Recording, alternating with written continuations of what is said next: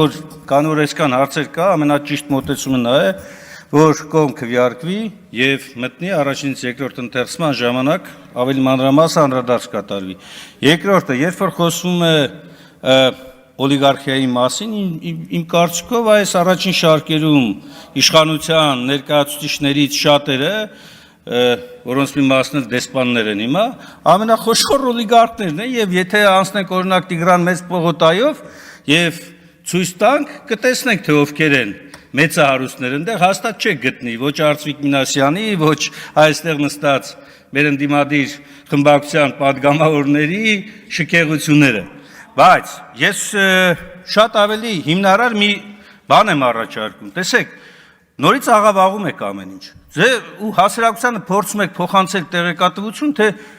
գույքա հարկով է, որ դուք պետք է կարողանաք լավ նորմալ տրանսպորտ ունենալ եւ այլն։ Այս կեղծ թեզը որտեղից է գալիս։ Գալիս է նրանից, որ դուք նաև արհեստականորեն, ինչպես որ Նիկոլ Փաշինյանն է անում, բաժանում եք պետական բյուջեն համայնքային բյուջեից, մինչդեռ պարտավորությունն է պետության, եւ համայնքային բյուջեն էլ մտնում է համախմբված պետական բյուջեի մեջ,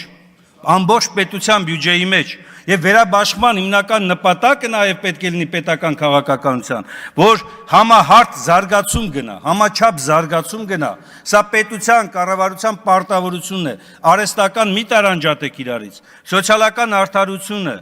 հարկման, ուղղայաց եւ հորիզոնական արդարությունը շփոթելով բերում եք այստեղ խեղաթյուրված պատկեր եք ներկայացնում, թե իբր ժողովուրդ, մենք ընդամենը շքեղությունն ենք հարգում, ոչ Դուք շքեղությունը չեք հարկում, շքեղությունը կհարկեիք, եթե այո, առնվազն սոցիալապես ընդունելի մակարդակից բնակարանային քառակուսի մետրից ավելի համար կիրառեիք այնպիսի պրոգրեսիվ հարկման համակարգ, որպեսզի համահունչ լիներ ամենը իրար հետ։ Հետևաբար կոչը կողմ քվեարկեք, մտնի առաջին ընթերցմամբ, քննարկումներ իրականացնեք, մեկ է միշտ հնարավորություն ունեք դեմ քվեարկելու այս նախագծը։